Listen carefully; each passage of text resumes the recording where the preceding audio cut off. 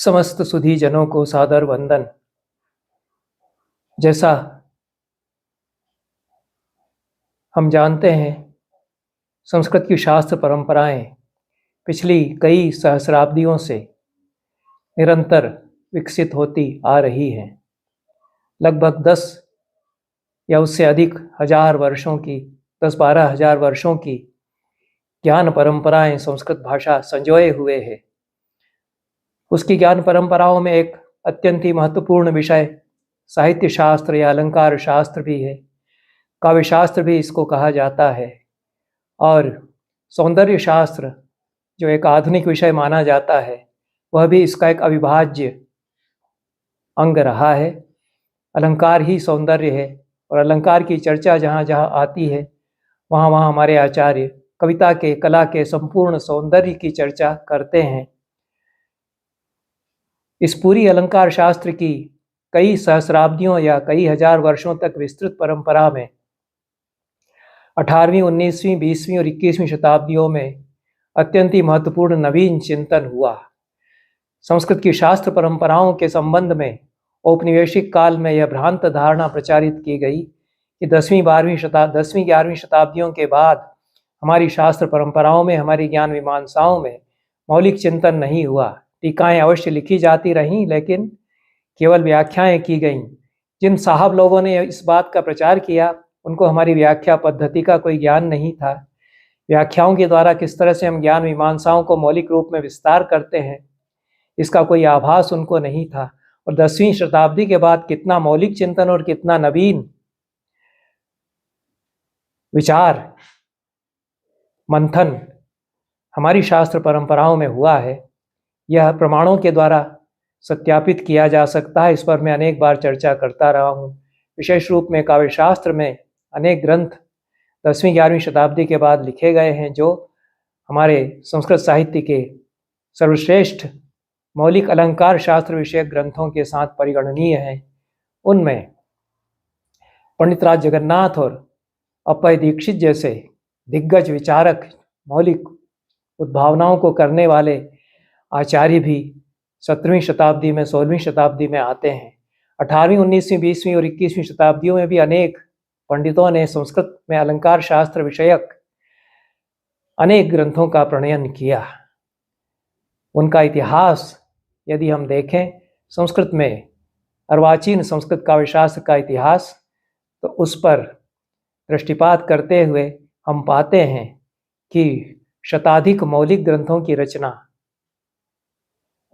इस काल में सैकड़ों की संख्या में अत्यंत महत्वपूर्ण और मौलिक ग्रंथ अलंकार शास्त्र पर संस्कृत में लिखे गए हैं।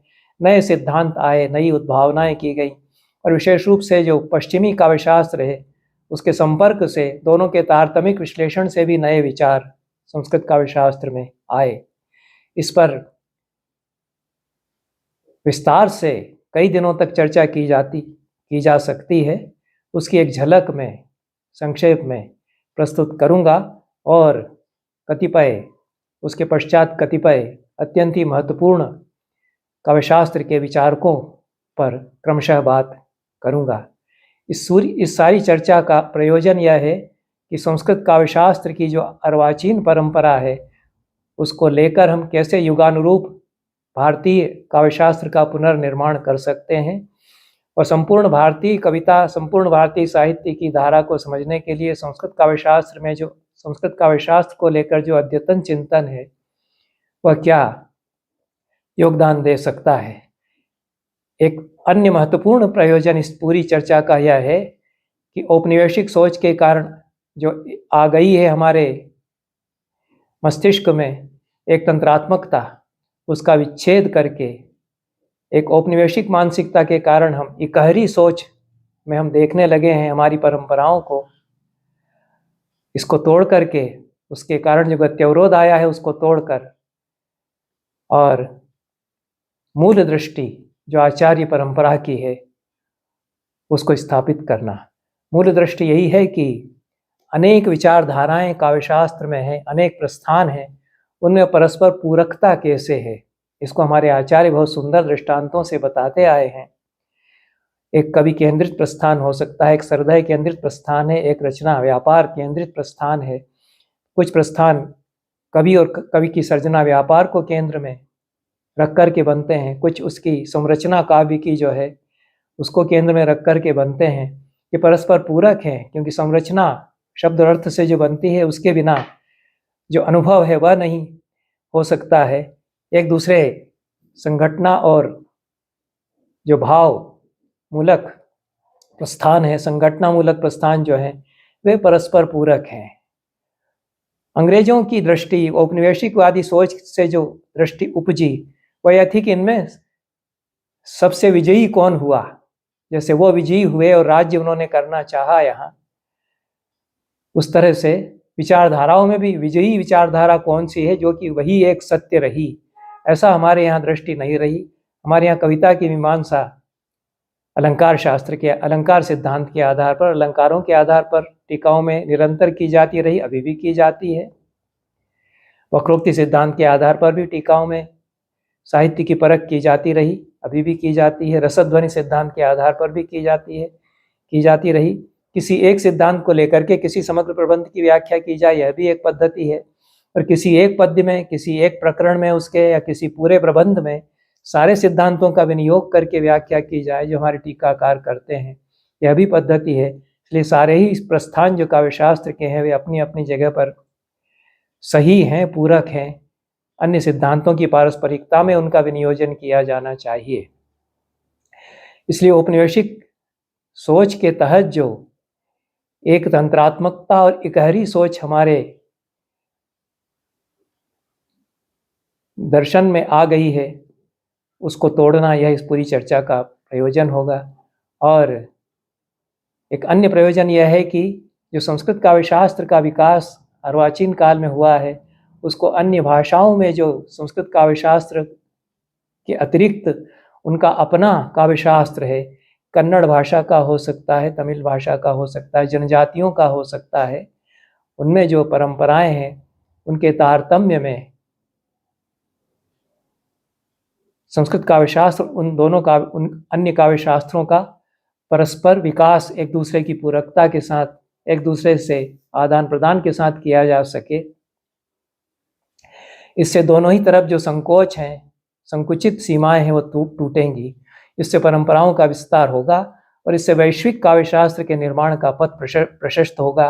एक संपूर्ण विश्व साहित्य को समझने के लिए क्या दृष्टियां हमारे इस प्रकार से काव्यशास्त्र के विकास से बनती हैं, यह हम समझ सकेंगे। नवीनवाद जो आए हैं विश्व में, दर्शन शास्त्र में आए होंगे, या विश्व की अनेक विचारधाराएं, समाजशास्त्रीय विचारधाराएं हो सकती हैं, साहित्य की विचारधाराएं हो सकती हैं, जो दुनिया के अन्य देशों में विकसित हो रही हैं, उनके साथ परस्पर संवाद करते हुए हम कैसे और संस्कृत काव्यशास्त्र को संपन्न कर सकते हैं, यह भी इस चर्चा का एक प्रयोजन है। और नवीन विचारधाराओं में गांधीवादी सोच हो सकता है, उससे भी एक सौंदर्य शास्त्र बनता है। वामपंथी जो विचारधाराएं हैं उनसे सौंदर्य शास्त्र बनता है। तो नवीन वैश्विक विचारधाराओं और वादों के विवेचन से संस्कृत काव्यशास्त्र के वैशिष्ट्य पर हम और प्रकाश डाल सकते हैं और उसको विस्तारित भी कर सकते हैं। एक तुलनात्मक साहित्य शास्त्र इससे हम विकसित कर सकते हैं। कंपैरेटिव पोएटिक्स या तुलनात्मक साहित्य शास्त्र का विकास, कि अलग अलग भाषाओं में जो साहित्य शास्त्र के प्रस्थान हैं या साहित्य शास्त्र की चिंतन परंपराएं हैं, वे एक दूसरे के संपर्क से कैसे एक दूसरे को पुष्ट कर सकती हैं। सौंदर्य शास्त्र अलग से हमारे यहाँ कोई शास्त्र नहीं रहा, पर सौंदर्य पर विचार तो बहुत अधिक होता आया है। और अलग से शास्त्र क्यों नहीं रहा, इस पर मैंने विचार करते हुए यही कहा है, यही मैं कहता आया हूँ कि जिन लोगों के जीवन दर्शन में सौंदर्य रमा हुआ है, उनको अलग से सौंदर्य शास्त्र पर बात करने की आवश्यकता नहीं है। जहाँ सब कुछ सुंदर है, सौंदर्यमय ही सब कुछ है, और परम सुंदर है, हमारी जो परम सत्ता है वही परम सुंदर है, हमारा आराध्य परम सुंदर है, जीवन परम सुंदर है। तो सौंदर्य हम में भिदा हुआ है, रमा हुआ है, और हम बाहर संपूर्ण सृष्टि को सौंदर्यमयी देखते हैं। हम उससे अलग नहीं हैं, जिससे हम अलग नहीं हैं उस पर हम अलग से विचार नहीं करते, इसलिए सौंदर्य शास्त्र पर अलग से विचार हमारे यहाँ नहीं हुआ। संपूर्ण शास्त्र सुंदर है, हमारे देवता सुंदर हैं, जीवन सुंदर है, सृष्टि के कण कण में सौंदर्य है, यही हमारी दृष्टि रही है। आनंदाद्येव खलु इमानि भूतानि जायन्ते आनंदम प्रयन्ति अभिसंविशन्ति। जो आनंद है, परम सत्ता है, जो परम सौंदर्यमयी सत्ता है, उसी से सब कुछ निकला है, यह हम मानते हैं। जिन लोगों के जीवन में सौंदर्य नहीं है, उनको सौंदर्य की आवश्यकता होती है, इसलिए वो अलग से विचार करते हैं। अब हमारे यहाँ भी सौंदर्य, उससे हम विच्छिन्न हो गए। जो जीवन का संपूर्ण आह्लाद था, उसको आनंद भी कहा, उसको सौंदर्य भी कहा, उससे हम टूट गए हैं आज के समय में, भारत के लोग भी। तो वहाँ जिस तरह से सौंदर्य पर अलग से विचार होता है, वहाँ भी अलग से सौंदर्य शास्त्र पहले नहीं था। दर्शन शास्त्र के अंतर्गत ही एस्थेटिक्स या सौंदर्य शास्त्र वहाँ था। बाद में स्वतंत्र रूप से उसका विकास हुआ, तो एक स्वतंत्र शास्त्र, स्वतंत्र दर्शन एस्थेटिक्स को वहाँ भी स्वीकार किया गया। उस पर भी हमारे कुछ आचार्यों ने संस्कृत में, अन्य भाषाओं में भारत के विचारकों ने ग्रंथ लिखे हैं। उन पर भी विचार, इस अलंकार शास्त्र के विकास की नई कड़ियों पर जब हम विचार करेंगे तो उन पर भी विचार किया जाना चाहिए। और संस्कृत में भी सौंदर्य शास्त्र पर जिन पंडितों ने महत्वपूर्ण ग्रंथ लिखे हैं, उनमें गोविंद चंद पांडे, जिनका सौंदर्य दर्शन विमर्श, सौंदर्य दर्शन विमर्शा महत्वपूर्ण ग्रंथ है, जिसमें पश्चिम में जो सौंदर्य शास्त्र है उसकी भी समीक्षा करते हैं। हीगल के सौंदर्य शास्त्रीय चिंतन की मीमांसा वे करते हैं, और भारतीय सौंदर्य शास्त्री मूलतः तात्विक दृष्टि क्या है इसका वे उद्घात करते हैं, इसको वे बताते हैं। गोविंद चंद पांडे हमारे समय के महत्वपूर्ण विचारक हैं, और संस्कृत में भी उनका लेखन, संस्कृत में कदाचित सौंदर्य शास्त्र पर संस्कृत में ही कदाचित उनका यह ग्रंथ है। अन्य भाषाओं में उनका विपुल साहित्य है, अंग्रेजी में और हिंदी में, पर सौंदर्य शास्त्र पर अलग से उनका ग्रंथ या पुस्तक उनकी संस्कृत में ही है, इसलिए उन पर विचार अवश्य किया जाना चाहिए। देवा प्रसाद द्विवेदी ने सौंदर्य पंचाशिका नाम से कारिका ग्रंथ अत्यंत ही महत्वपूर्ण लिखा है, वह भी सौंदर्य शास्त्र का चिंतनीय विचारणीय ग्रंथ है। अन्य जो संस्कृत के कवि विचारक हैं, उन्होंने सौंदर्य शास्त्र पर संस्कृत में ग्रंथ लिखे हैं। उनमें अमरनाथ पांडे, जगन्नाथ पाठक, शिवजी उपाध्याय, ओगेट्टी परीक्षित शर्मा, ये ग्रंथकार विचारणीय हैं। इन्होंने भी मौलिक ग्रंथ संस्कृत में सौंदर्य शास्त्र पर लिखे हैं। हिंदी में जिन लोगों ने या अन्य भाषाओं में जिन लोगों ने सौंदर्य शास्त्र पर रचनाएं की हैं या ग्रंथ लिखे हैं, उनमें फतेह सिंह, एस.के. कुलकर्णी, सुरेंद्र बारलिंगे, जो हमारे समय के जाने माने दर्शन शास्त्र के अध्येता और विचारक हैं। अन्य भाषाओं में भी सौंदर्य शास्त्र पर महत्वपूर्ण विचार हुआ है। लक्ष्मण शास्त्री जोशी, पद्म भूषण, उन्होंने विचार किया है, और आनंद मीमांसा उनका ग्रंथ है। अन्य भी दार्शनिकों और विचारकों ने भारत में सौंदर्य शास्त्र पर विमर्श किया है। इस सब का अध्ययन करके हम एक न केवल संस्कृत काव्य शास्त्र को और भी विस्तारित कर सकते हैं, भारतीय काव्य शास्त्र को भी सुपुष्ट कर सकते हैं, किंतु बहुत ज़्यादा जटिलताओं में, विस्तार में न जाकर के संस्कृत काव्य शास्त्र में 18वीं, 19वीं, 20वीं और 21वीं शताब्दियों में जो प्रमुख विचारक हैं, ग्रंथकार हैं, उन पर मैं चर्चा करूँगा। यहाँ तो केवल नामोल्लेख में कुछ का करना चाहता हूँ। सीताराम भट्ट परवणीकर 19वीं शताब्दी के बड़े महाकवि हैं, उन्होंने काव्यशास्त्र पर लगभग 12 ग्रंथ लिखे हैं। और कृष्णावधूत बहुत बड़े दार्शनिक, शास्त्रकार और आलंकारिक हैं, कवि भी हैं। 19वीं शताब्दी के ग्रंथकारों में, शास्त्रकारों में अत्यंत ही महत्वपूर्ण नाम है कृष्णावधूत का। उन पर मैं आज कुछ चर्चा करूँगा। अंबिका दत्त व्यास न केवल बड़े कवि हैं, बड़े गद्यकार हैं। शिवराज विजय अपने उपन्यास के लिए, गद्य काव्य के लिए जाने जाते हैं, पर गद्य काव्य मीमांसा उनका, गद्य काव्य की शास्त्रीय सैद्धांतिक मीमांसा करने वाला ग्रंथ है, वह भी महत्वपूर्ण है। 1859 से 1900 तक केवल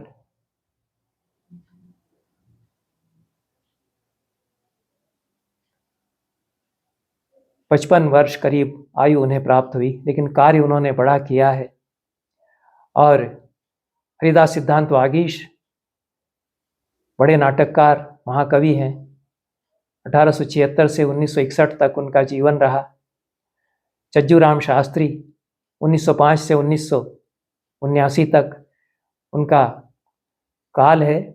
उन्होंने काव्य बिंदु नामक ग्रंथ लिखा है। स्वामी करपात्री जी, हरिहरानंद जो बड़े पंडित शास्त्रकार हैं, भक्ति रसार्णव उनका ग्रंथ है, भक्ति रस पर।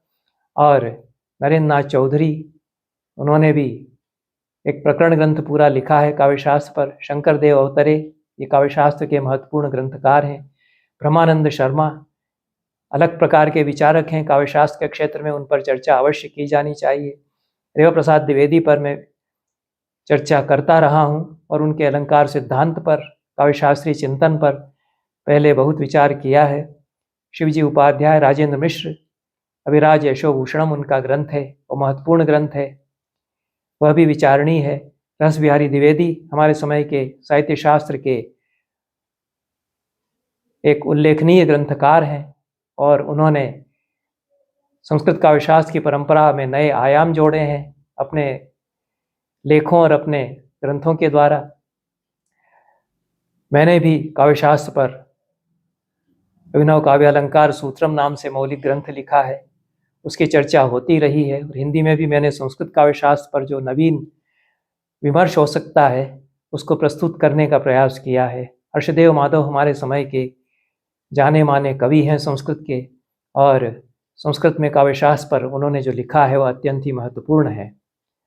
प्रवीण पंड्या, शतावधानी रा गणेश और बलराम शुक्ल, ये जो हमारे बाद की पीढ़ी के संस्कृत के कवि और विमर्शकार हैं, उन्होंने भी काव्यशास्त्र पर अत्यंत ही महत्वपूर्ण विचार प्रस्तुत किए हैं अपने ग्रंथों में या रचनाओं में।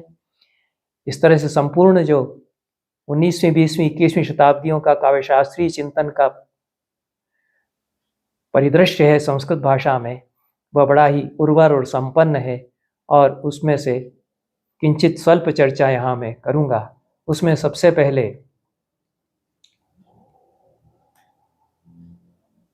कृष्णावधूत को लेकर के मैं कुछ चर्चा आज करूँगा। 1836 में कृष्णावधूत का जन्म हुआ था और पांडित्य के प्रकर्ष की दृष्टि से अत्यंत ही भास्वर रत्न वे संस्कृत साहित्य की मणिमाला में हैं और काव्य प्रतिभा के वे धनी हैं। कवि सार्वभौम और घटिका शत कवि के नाम से भी वे जाने जाते हैं। ये उपाधियां उनको दी गई थी।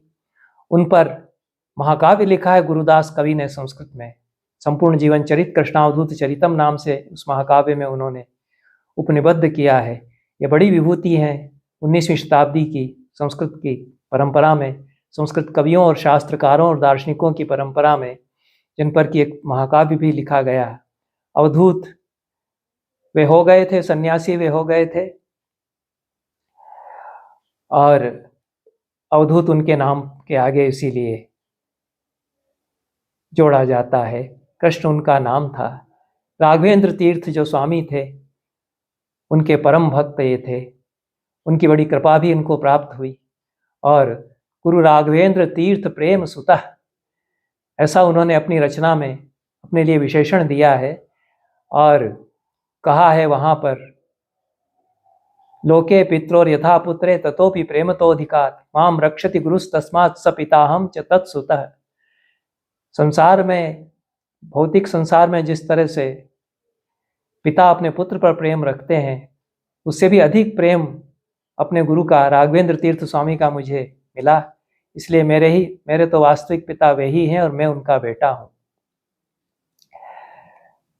कृष्णावधूत का जन्म 1836 में माघ शुक्ल सप्तमी को नारायण देवरकेरे नामक गांव में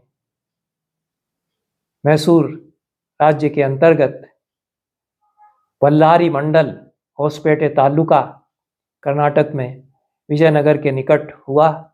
मुद्दु कृष्ण यह नाम उनको दिया गया था। उनके धर्मपिता के द्वारा मुद्दु कन्नड़ भाषा में प्रिय या प्यारे को कहते हैं, तो प्यारा कृष्ण, ऐसा मुद्दु कृष्ण उनको इस नाम से पुकारते थे। और बाद में कृष्णावधूत नाम से वे संस्कृत साहित्य में विख्यात हुए, संस्कृत की परंपरा में। वेंकट रमणाचार्य उनके पिता थे और त्रिवेणी उनकी माता थी। बड़े पुत्र ये थे अपने माता पिता के, और पिता का स्नेह प्राप्त हुआ इनको बचपन में। यद्यपि पिता बहुत संपन्न नहीं थे, दरिद्र थे, पर अपने पुत्र को बहुत विद्वान बनाना चाहते थे। दुर्भाग्य से माता और पिता दोनों के सानिध्य से वंचित हो गए कृष्णावधूत मुद्दु कृष्ण, और उनके धर्मपिता भीमाचार्य ने उनको पाला, उनकी शिक्षा आदि की व्यवस्था भी की।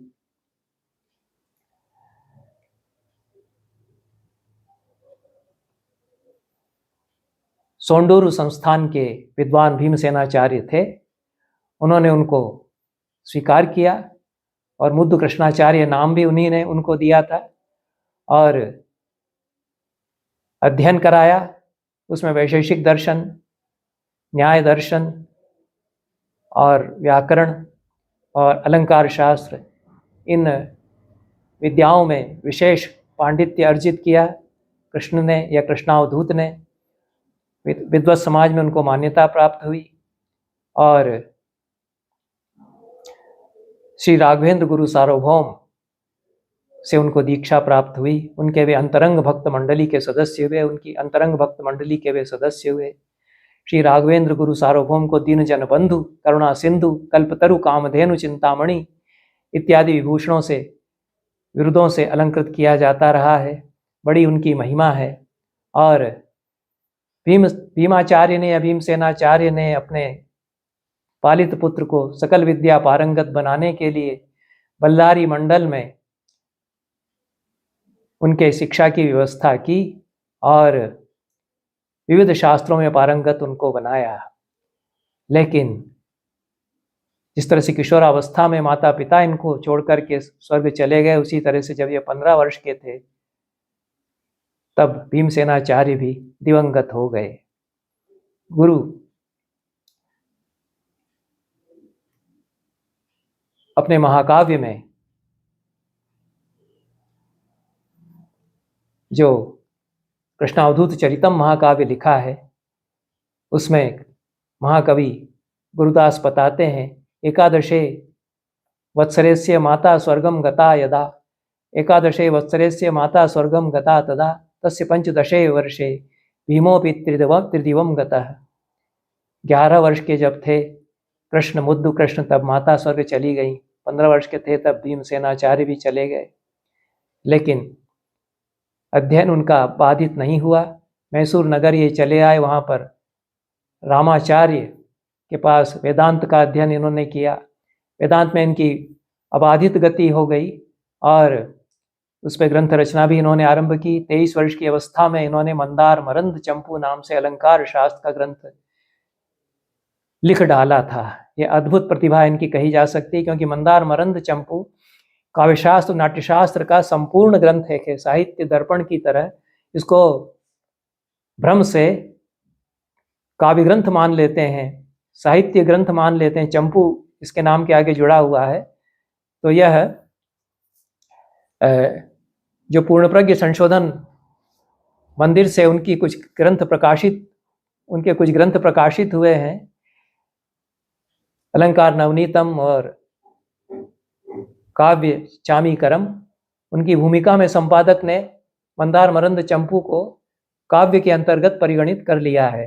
मंदार मरंद चंपू तो काव्यशास्त्र और नाट्यशास्त्र का अच्छा ग्रंथ है, और सारे ही विषयों का, नृत्य, नाट्य, संगीत और अलंकार शास्त्र के सारे विषयों का सुलभ सुबोध ढंग से विवेचन उसमें कृष्णावधूत ने किया है। ये 23 वर्ष की अवस्था में उन्होंने इस ग्रंथ को पूरा कर लिया था। कृष्णावधूत कृत राघवेंद्र तंत्रम, इस पर उन्होंने टिप्पणियाँ की हैं, और इसी युवावस्था में उनका विवाह हुआ। भीमसेनाचार्य ने उनका विवाह किया और राधा नाम की बाला उनकी बहू पत्नी बन करके आई। भीमसेनाचार्य का घर पति पत्नी के दाम्पत्य से आनंदमय हुआ और माता भी प्रसन्न हुई। भीमसेनाचार्य की जो पत्नी वेंकम्मा थी, लेकिन ये माता उपमाता जो उनकी थी भीमसेनाचार्य जो उनके धर्मपिता थे, उनकी पत्नी, वे भी जल्दी ही दिवंगत हो गई। और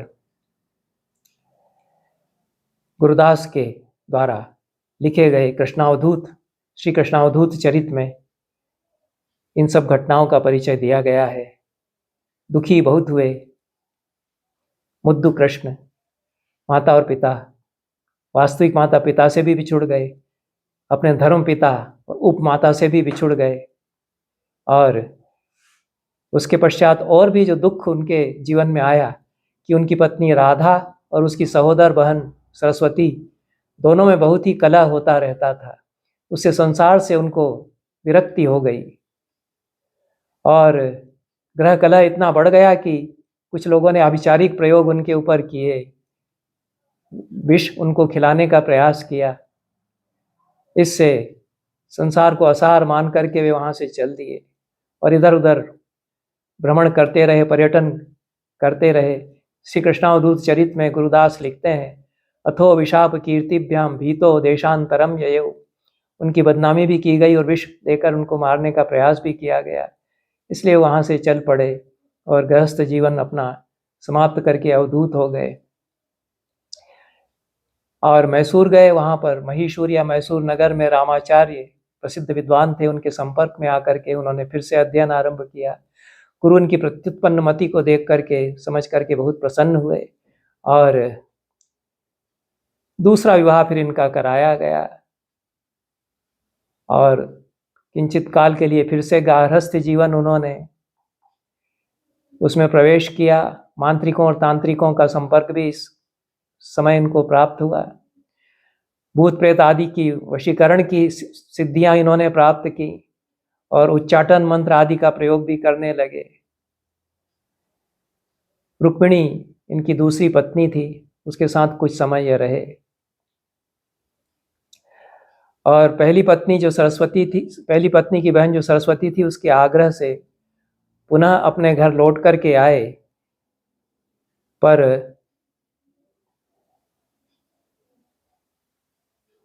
राजाओं का सम्मान इनको प्राप्त हुआ इनके पांडित्य के कारण इस समय, और राज सम्मान के कारण बड़ी ख्याति इनकी हुई। और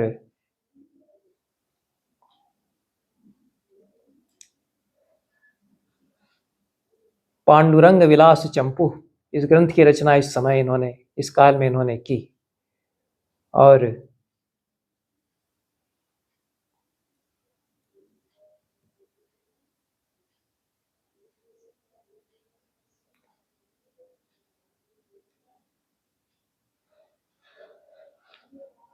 बहुत सारी घटनाओं का वर्णन गुरुदास ने श्री कृष्णावधूत चरितम में दिया है।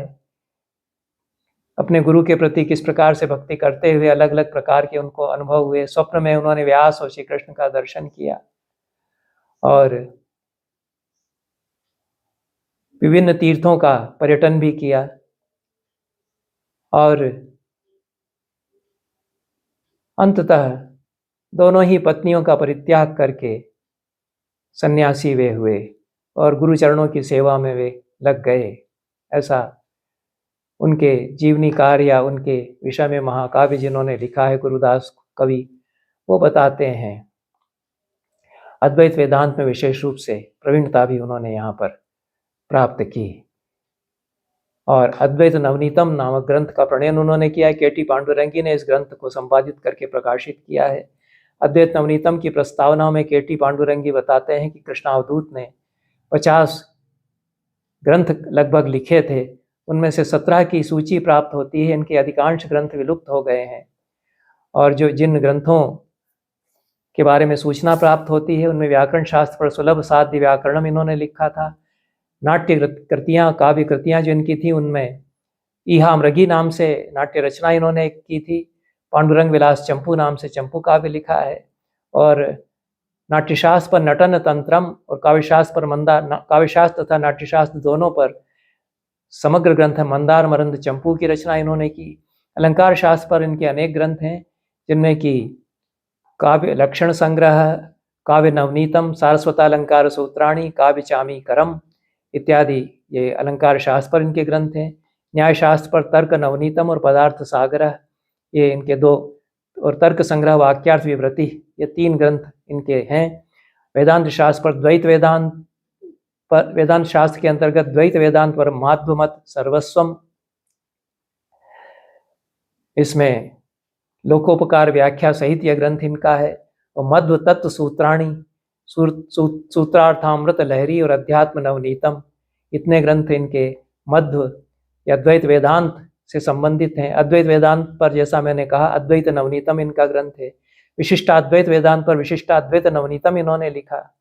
इसके अतिरिक्त श्री राघवेंद्र तंत्रम और व्यासस्तव राजः ये 2 ग्रंथ इनके और भी हैं, तंत्र शास्त्र और स्तोत्र काव्य। इस प्रकार से अपार साहित्य कृष्णावधूत का है, जिसमें कि काफी कुछ लुप्त भी हो चुका है।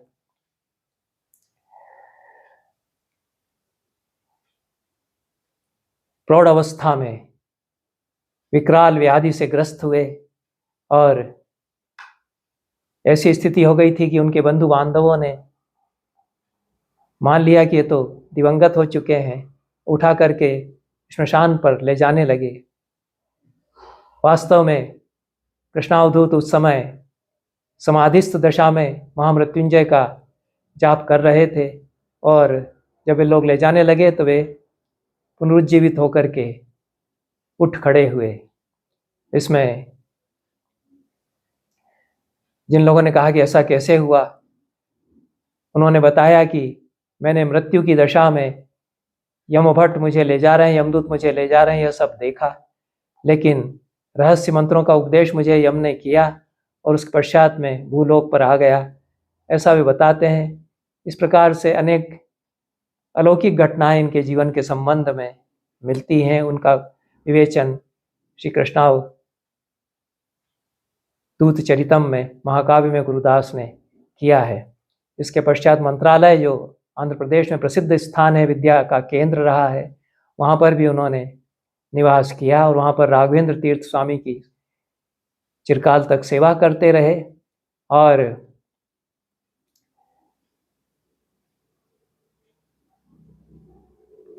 तरह तरह के संकल्प उन्होंने किए। 1 लाख ब्राह्मणों को भोजन कराने का संकल्प किया।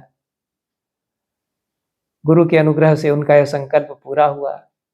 इत्यादि कथाएं उनके संबंध में प्राप्त होती हैं। किंवदंती पुरुष वे अपने जीवन काल में बन गए थे। उनके अलंकार शास्त्र संबंधी ग्रंथों की भी बड़ी ख्याति हुई और विश्वविद्यालयों में उनके ग्रंथ, अलंकार शास्त्र संबंधित ग्रंथ भी पाठ्यक्रम में लगाए गए। यह श्री कृष्णावधूत कभी भी रहे और एक घड़ी के भीतर 100 श्लोक बना देते थे, इसलिए घटिका शतक की उपाधि उनको प्राप्त हुई। केरल में भी हो गए, अनंत शयन में उनका सम्मान हुआ राजा के राजसभा में, और घटिका शतक इसकी उपाधि उनको प्रदान की गई और राजा ने बड़ा सम्मान उनका किया है। पांडुरंग विलास चंपू, प्रसिद्ध चंपू काव्य उन्होंने युवावस्था में लिख दिया था।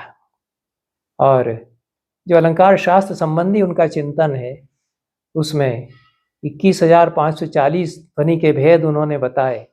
काव्य नवनीतम जो उनका ग्रंथ है, उसमें जाति, स्मृति, अनुभव, प्रमा, प्रमाण आदि के निरूपण के पश्चात शब्द वृत्तियों का उन्होंने विस्तार से विवेचन किया। ये जो दार्शनिक विवेचन है, यह उनके अलंकार संबंधी विवेचन की विशेषता है। और काव्य लक्षण भी उन्होंने नवीन दिया है, उसमें कभी समयानुरोध होना चाहिए काव्य में, यह विशेष विचार उन्होंने समाविष्ट किया है। नायिका भेद में नए नायिका भेद उन्होंने जोड़े और रसाभास पर विचार करते हुए उन्होंने कहा कि परकीय और सामान्य नायिका से प्रेम की स्थिति में रसाभास मानना चाहिए। रसाभास के विवेचन में वो जो कोटियां नई बनाते हैं, उसमें वे काव्यशास्त्र किस प्रकार से समकालीन बना देते हैं। हमारे समय में जो प्रेम संबंध हैं वो आज के साहित्य में जिस तरह से आते हैं और आज के समय में जिस तरह से प्रेम संबंध होते हैं, उनको लेकर के वे नई रसाभास की कोटियां बनाते हैं और रसाभिमुख्य, रस पारमुख्य, रस वैमुख्य की स्थितियों में उत्तम, मध्यम और अधम ये काव्य के भेद वे मानते हैं। सर्वत्र उन्होंने समलक्ष्य क्रम व्यंग्य की ध्वनि और अर्थशक्ति मूलक ध्वनि के भेद उन्होंने 36 भेद उन्होंने बताए हैं। सर्वत्र उन्होंने स्वरचित उदाहरण ही दिए हैं। यह जो चमत्कार चामीकरम नाम से अलंकार सूत्र का भाष्य है, उसका भी यह 5वां अध्याय है। इसमें उनके अलंकार सूत्रों का भाष्य है। उसमें काव्य विधाओं की दृष्टि से उन्होंने अनेक नई काव्य विधाएं परिकल्पित की हैं या प्रचलित काव्य विधाओं के लक्षणों में परिष्कार किया है। नया उनमें बहुत कुछ जोड़ा भी है। संपूर्ण संस्कृत साहित्य का इतिहास उससे हम नए आलोक में देखते हैं, जो कृष्णावधूत ने उदाहरण दिए हैं उनके द्वारा। एक तो काव्य के भेदों में वे महाकाव्य और उपकाव्य 2 भेद करते हैं और उपकाव्यों के अंतर्गत संपूर्ण जो प्रगीतात्मक या मुक्तक आदि साहित्य है उसकी गणना करते हैं। काव्य के ही भेदों में दृश्य काव्य और श्रव्य काव्य चूंकि 2 भेद हैं, इसलिए महाकाव्य का ही श्रव्य रूप तो काव्य विधा के श्रव्य काव्य विधा के अंतर्गत आएगा, लेकिन महाकाव्य जब दृश्य हो जाएगा तो वह रूपक हो जाएगा। उसी महाकाव्य को दृश्य रूप में करने पर वह दृश्य काव्य के अंतर्गत आएगा, क्योंकि काव्य यह भी है, काव्य यह भी है, इसलिए महाकाव्य ही नाटक हो जाता है। जब तक वह श्रव्य है तो श्रव्य काव्य है, जब वह दृश्य हो जाता है तो वही नाटक प्रकरण आदि उससे निकलते हैं भेद। यह एक परिकल्पना उनकी है जो कि समीचीन है, क्योंकि भरत मुनि की दृष्टि से ये काव्य की ही विधाएं हैं, चाहे महाकाव्य, खंडकाव्य, लघु काव्य, मुक्तक आदि हों या रूपक के सारे भेद हों, नाटक प्रकरण सभी काव्य हैं। एक में श्रव्य है, एक में दृश्यता है, तो वही जब तक दृश्य रहेगा तो महाकाव्य खंडकाव्य रहेगा, वही जब तक श्रव्य रहेगा तो महाकाव्य खंडकाव्य रहेगा, और जब वह दृश्य हो जाएगा तो वह नाटक प्रकरण आदि हो जाएगा। यह एक संपूर्ण दृष्टि है काव्य की विधाओं को लेकर के, जिसको स्पष्ट किया कृष्णावधूत ने। और उन्होंने रूपक उपरूपकों के निरूपण के अंतर्गत नाटक प्रकरण, भाण, प्रहसन, ढिम, व्यायोग, समोकार, वीथी, इहा, मृग, नाटिका, प्रकरणिका, भाणी, डोम्बिका, श्रीगतित, प्रस्थान, रासक, इहा, मृगी, ये दृश्य काव्य के इतने भेद उन्होंने गिनाए। इनमें जो 10 रूपक के भेद भरत मुनि ने बताए हैं, अन्य सभी आचार्यों ने 10 रूपक के भेद किए हैं। 10 इनको तो स्वीकार किया ही है, लेकिन नाटिका, प्रकरणिका, भाणी, डोम्बिका, श्रीगतित, प्रस्थान, रासक, इहा, मृगी, ये 8 भेद और जोड़ करके 18 दृश्य काव्य के भेद उन्होंने माने। उनमें से 18 में फिर उन्होंने वर्गीकरण किया। कहते हैं कि नाटकादि 10 महाकाव्यम, नाटिकादि 8 उपकाव्यम। नाटकादि जो रूपक के भेद भरत मुनि ने बताए हैं वे तो महाकाव्य के अंतर्गत समाविष्ट हो जाएंगे। महाकाव्य ही जब श्रव्य से दृश्य हो जाएगा तो वे ही महाकाव्य, नाटक, प्रकरण, भाण, प्रहसन, डिम, समोकार, व्यायोग, वीथी, अंक, इहा, मृग होंगे। यह उन्होंने कहा है, इस पर विचार किया जाना चाहिए। और नाटिकादि अष्टोपकाव्यम, और नाटिका से लगा करके जो 8 रूपक प्रकार बताए हैं वे उपकाव्य हैं। तो रूपक हैं, रूपक के भेदों में तो सारे ही आ जाएंगे। रूपक और उपरूपक का भेद करने की आवश्यकता नहीं रहेगी, लेकिन इनमें से 10 जो है महाकाव्य के दृश्य भेद होंगे और 10 जो है वह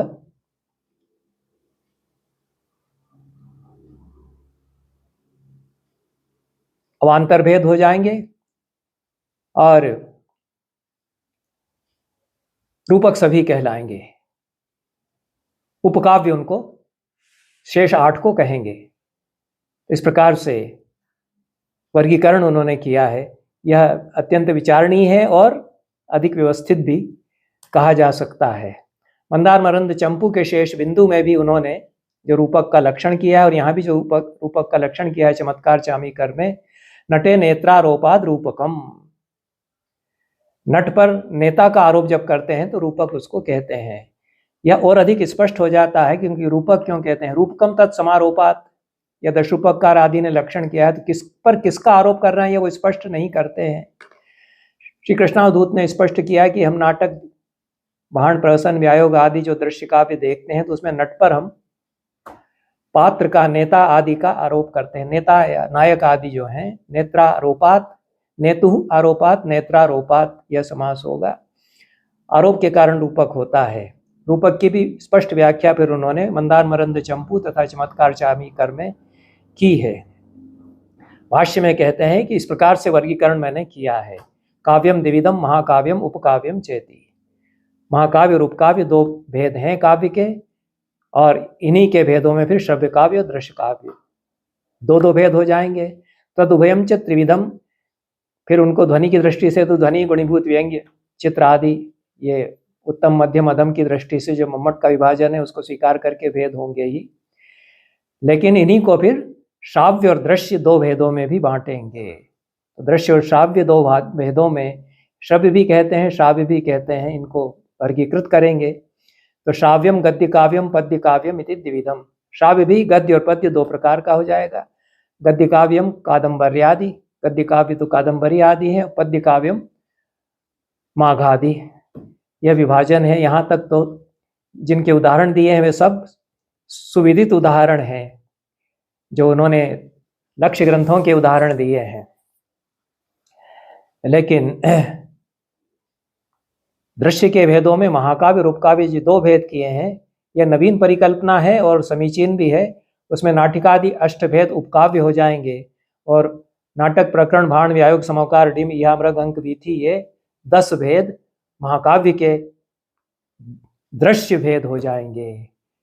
और रूपयति अन्यस्य रामादेह रूपेण अन्यान नटान अनुकरोति इति रूपकम। यह रूपक का सुंदर लक्षण है कि अन्य जो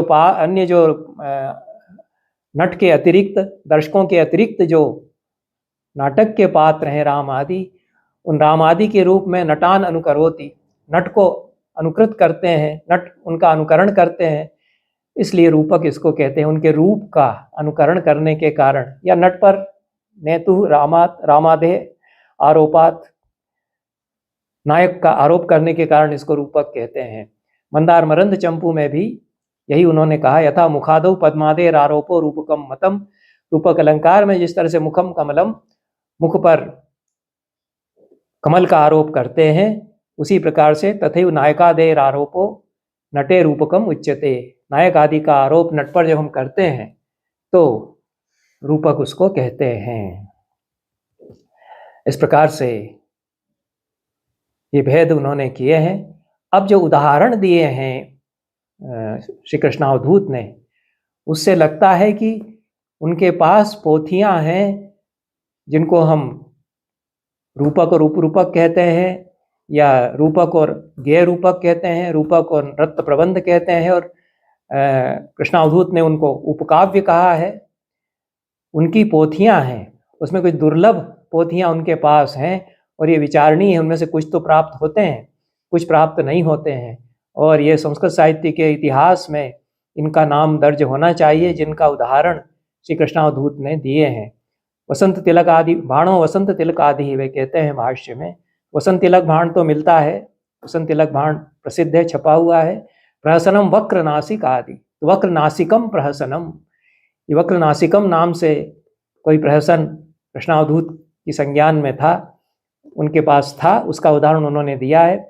वक्रनाश या वक्रनासिक उसका कोई पात्र था, या वक्रनासा होने के कारण वक्रनासिकम ऐसा नाम दिया है, यह स्पष्ट नहीं हो पाता है, लेकिन यह प्रहसन कोई था। और डिम त्रिपुर विजय आदि, त्रिपुर विजय आदि डिम, तो त्रिपुरदाह डिम तो भरत मुनि ने कराया था, वह तो प्राप्त नहीं होता है। एक त्रिपुरदाह डिम 12वीं शताब्दी में वत्सराज ने लिखा।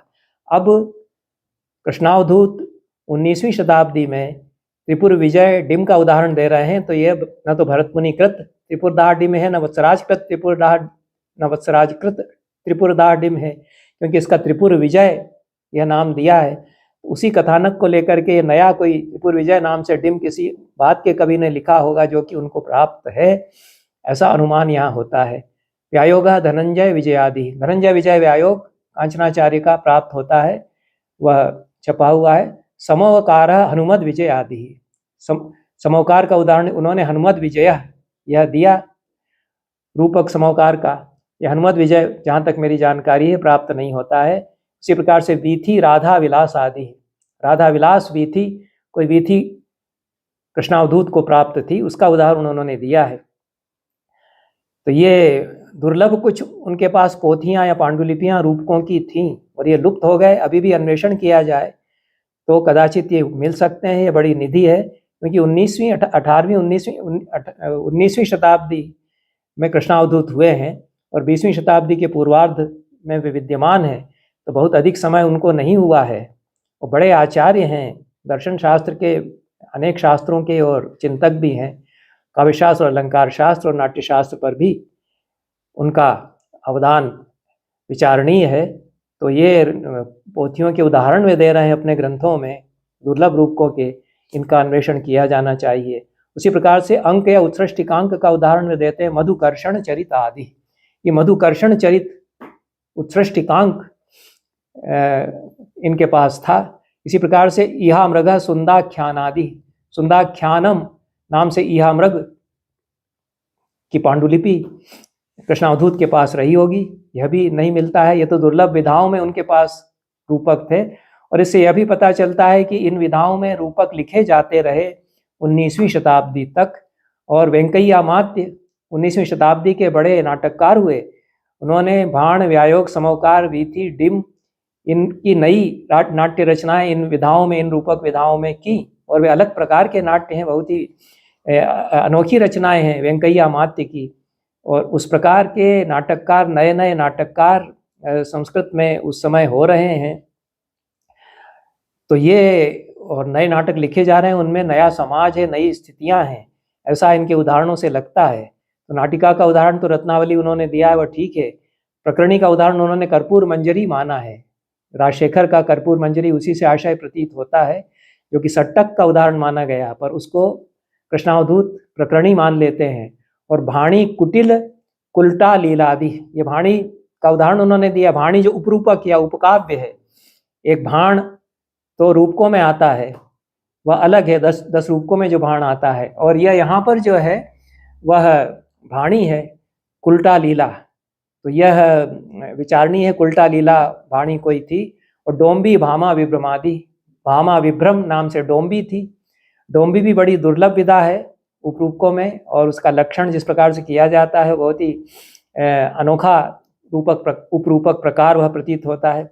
उसी प्रकार से श्री गदितम गणिकनंद आदि, गणिकनंद नाम से श्रीगदित कृष्णावधूत को प्राप्त था। प्रस्थानम विधवा मंडनादि, और विधवा मंडन नाम से प्रस्थान, प्रस्थान यह भी उपकाव्य के भेदों में या उपरूपकों के भेदों में, गेय रूपकों के भेदों में, नृत्य प्रबंधों के भेदों में परिगणित होता है।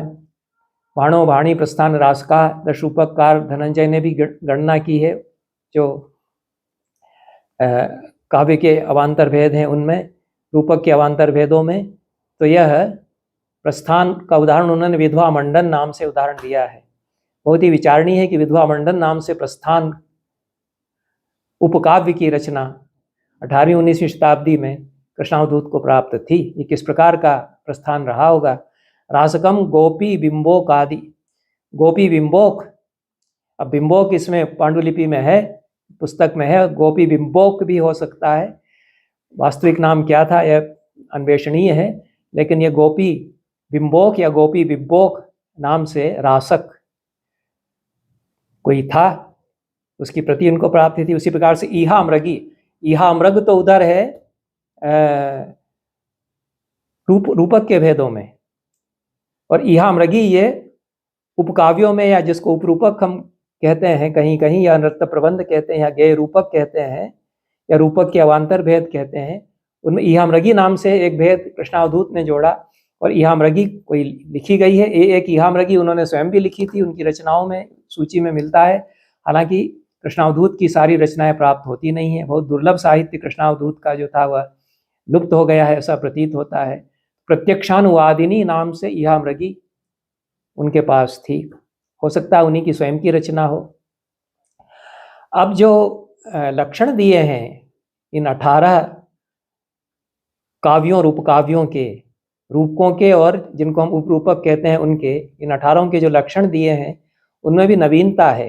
अधिकांश तो भरत मुनि और उनकी जो परंपरा है उसका अनुवर्तन है, लेकिन ऐसा लगता है कि जो नए नाटक, नए रूपक या उपकाव्य सामने आ गए 18वीं 19वीं शताब्दियों तक कृष्णावधूत के सामने संस्कृत की रचनाओं में, उनके अनुसार उन्होंने लक्षणों में नवीन कुछ जोड़ा है, लक्षण परिष्कार इनका किया है। लक्ष्य की अनुसंधान करके, लक्ष्यानुसंधान पूर्वक उन्होंने लक्षणों का नवीन परिष्कार किया है।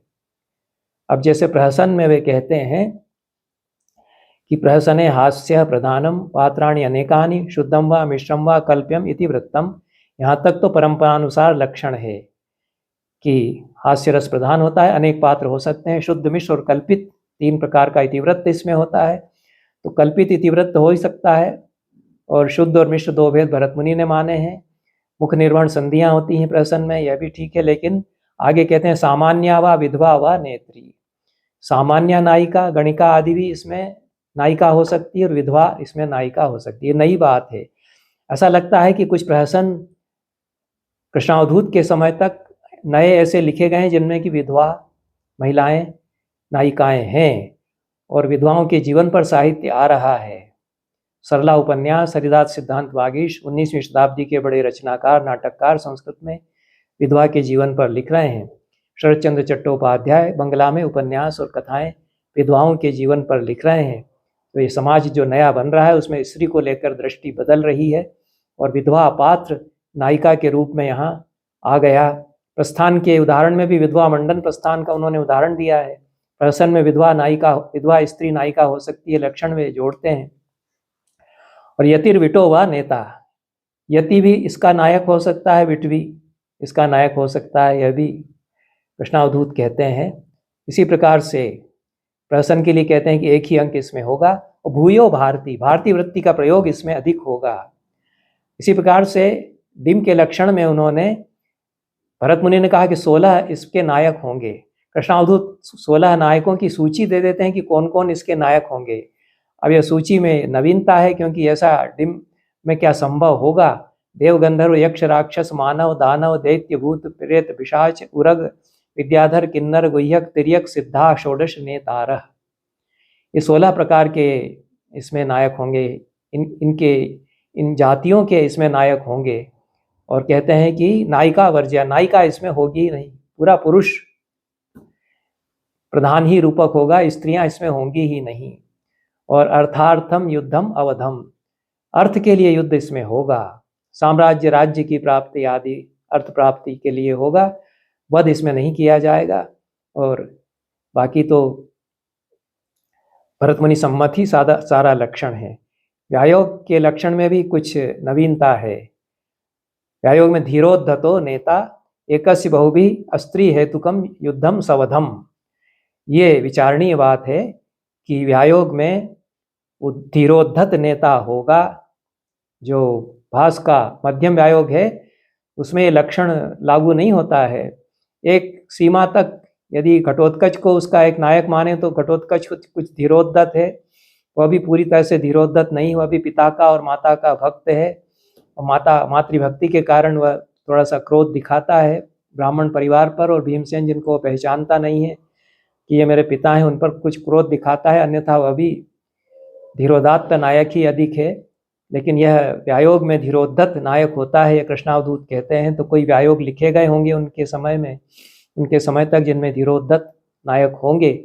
और एकस्य बहुभी अस्त्री हेतुकम युद्धम सवधम, यह भी नवीनता है। एक ही पात्र का अनेक पात्रों से युद्ध इसमें होता है, जिसमें कि वध भी होता है। और स्त्री हेतु का युद्ध नहीं होता, स्त्री के कारण वह युद्ध नहीं होगा। ये सारा नवीन लक्षण है।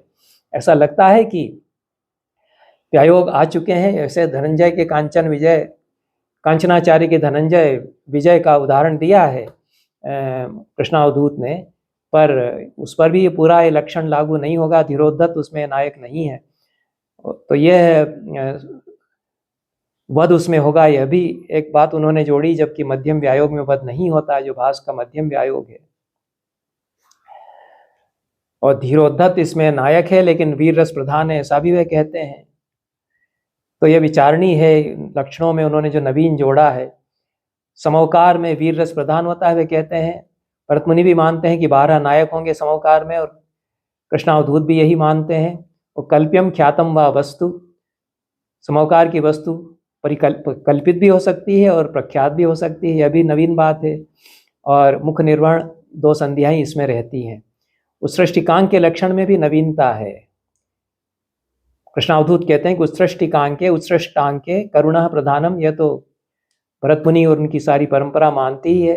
नेता मर्त्य, नेता उसका कोई मनुष्य होगा, यह भी परंपरा सम्मत है। लेकिन परकीया सामान्या व नेत्री, इसकी जो नायिका है वो परकीया होगी या सामान्या हो, परकीया सामान्या होगी, यह नवीन बात है। क्योंकि उत्सृष्टिकांक में जिन उत्सृष्टिकांकों के उदाहरण हैं उनमें परकीया सामान्य नायिका नहीं है। एक तो भास का उत्सृष्टिकांक या अंक हमारे सामने है, वह उरुभंगम उत्सृष्टिकांक है, और एक अन्य उत्सृष्टिकांक मिलता है विबुधानंदम, उसमें भी यह लक्षण लागू नहीं होता। तो यह 12वीं शताब्दी तक जितने उत्सृष्टिकांक हमारे सामने उन पर ये लक्षण लागू नहीं हो रहे हैं। उसके बाद में कोई उत्सृष्टिकांक ऐसा आया है जिसके कारण कृष्णावधूत लक्षण परिष्कार कर रहे हैं, तो परकीया उसमें नायिका या सामान्य वेश्या आदि उसमें नायिका आ गई है, उसके कारण ये लक्षण वे लिखते हैं। और एक बात और वे कहते हैं कि उत्सृष्टिकांक में आकाश भाषण होता है, भारतीय वृत्ति अधिक होती है। यह भी पूरी तरह से उत्सृष्टिकांक पर लागू नहीं होता, जो हमारे सामने उपलब्ध उत्सृष्टिकांक हैं उनमें। तो बहुत कुछ नया कृष्णावधूत लक्षणों में जोड़ते हैं, जो कि साहित्य नया आ रहा है उसके आधार पर। फिर इहा मृगी का लक्षण करते हैं, इसमें मिश्र वृत्त होता है। दिव्य मर्त्यौ, मर्त्य दिव्यौ, नायक प्रति नायकौ, नायक प्रति नायकौ, मनुष्य नायक होगा और प्रतिनायक होगा। वो मर्त्य और दिव्य दोनों प्रकार के नायक प्रतिनायक इसमें हो सकते हैं, ये कहते हैं। और इहा मृगी में श्रृंगाराभास होता है, श्रृंगार रस नहीं होता, श्रृंगाराभास अंगी हो जाता है।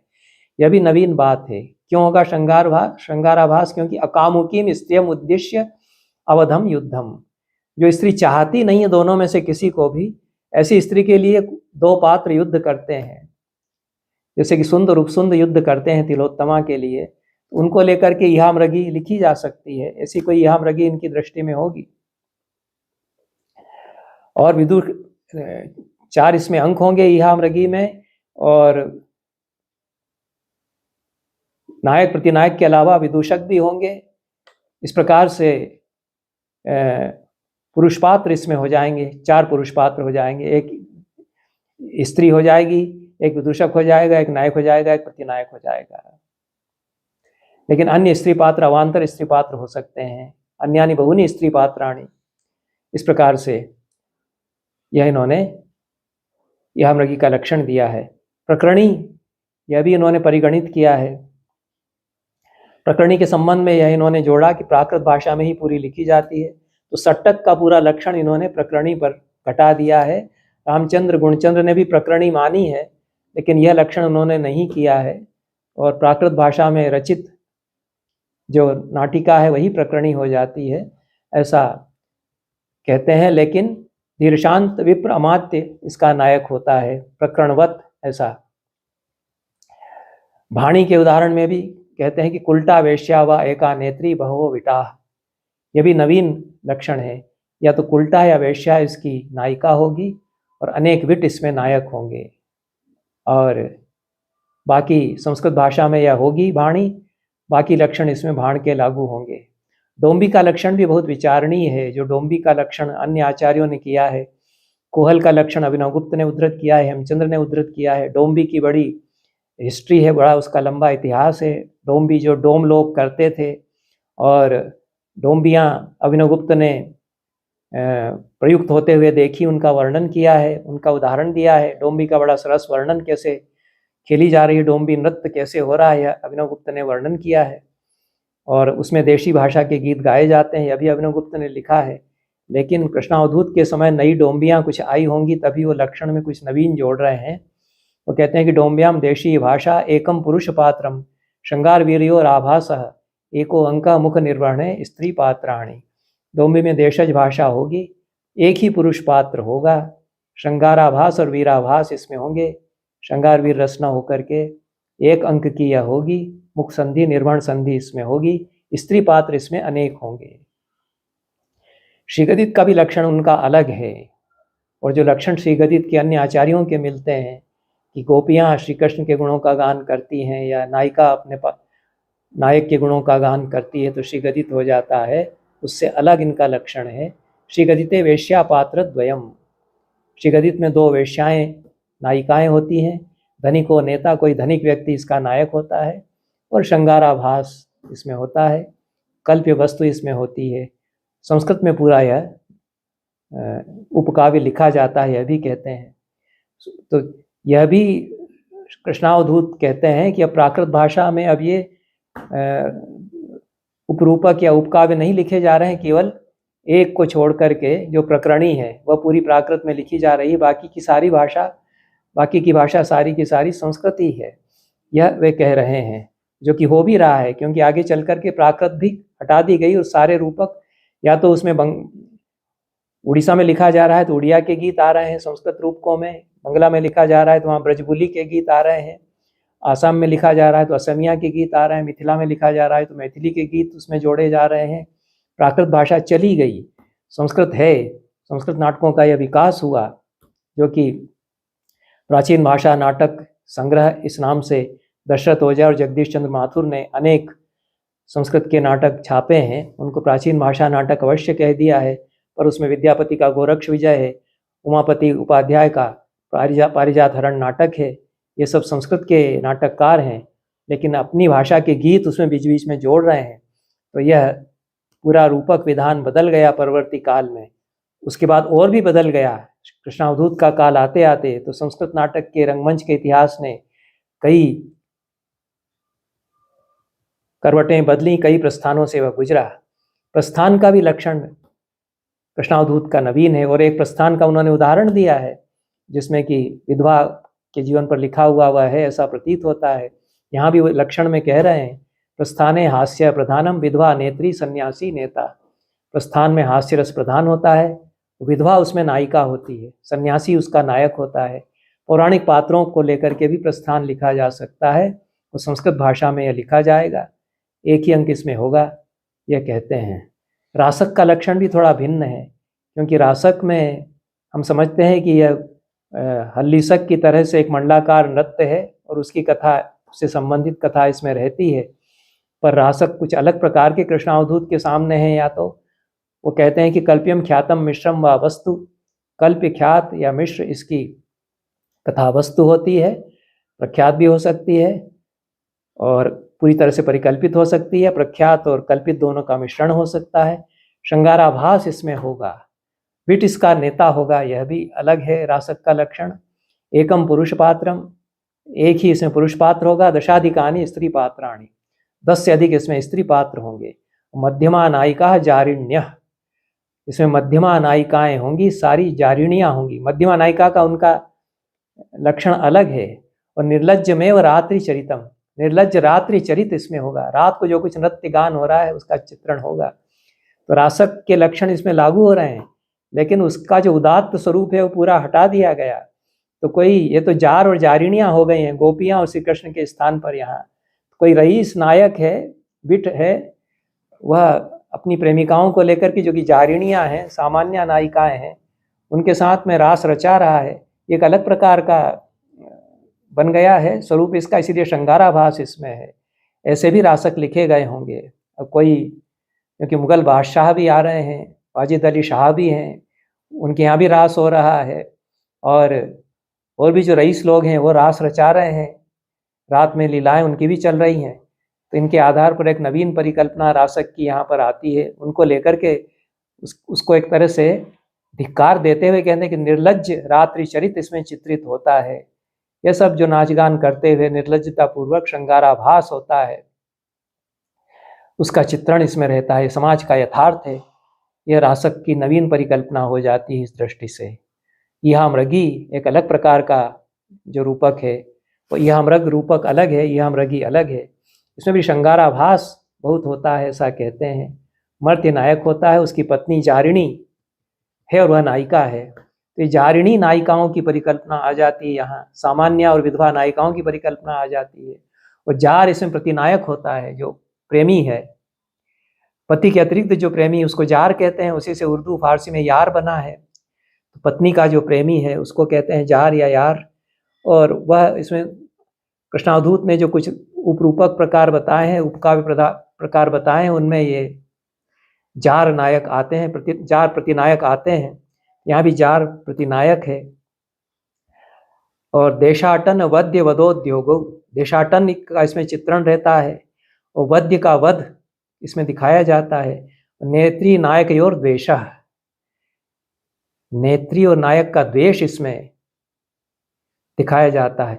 ये इहामृगी जो एक नवीन उन्होंने उपकाव्य परिकल्पित किया है, इसका लक्षण तो जो किया है, ऐसा लगता है कि वे जो यथार्थवादी नया साहित्य आ रहा है संस्कृत में और भारतीय भाषाओं में, उसके आधार पर इहामृगी नाम से उपकाव्य या जिसको उपरूपक हम कहते हैं उसकी परिकल्पना कर रहे हैं। और इहामृगी स्वयं भी लिख रहे हैं और इहामृगियाँ कदाचित उनके समय में लिखी जा रही हैं।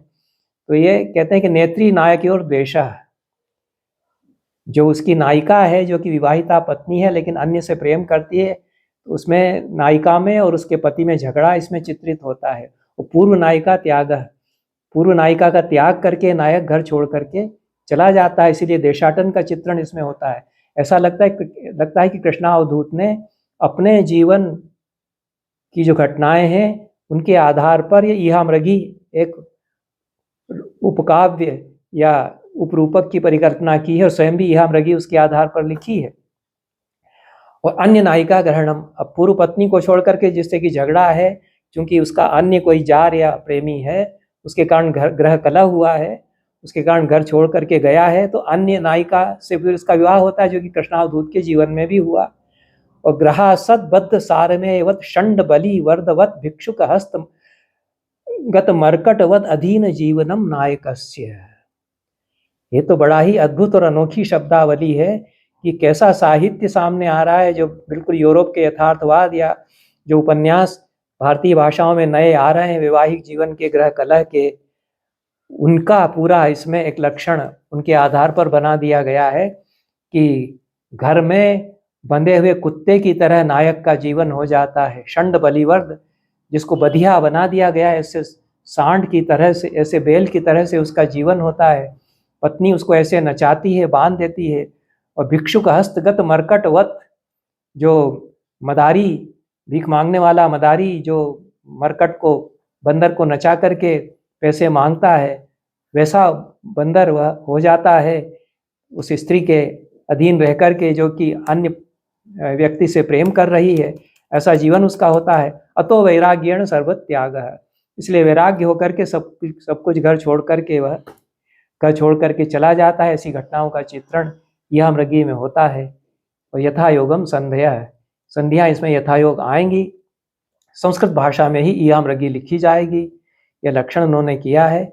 और फिर कहा है कि तत्त देशीय पामर भाषा, संस्कृत भाषा के अतिरिक्त जिस स्थान पर इहामृगी लिखी जा रही, जिस प्रांत में, जिस क्षेत्र में, जिस देश में, वहाँ की पामर भाषा इसमें आएगी। प्राकृत तो अब लुप्त हो गई है, लेकिन कन्नड़ भाषा है जहाँ कृष्णावधूत रह रहे हैं, बंगाली भाषा है, वहाँ के पात्रों की जो अधम पात्र हैं, इसमें स्त्री पात्र हैं, उनकी भाषा, स्थानीय क्षेत्रीय बोली इसमें आ जाएगी।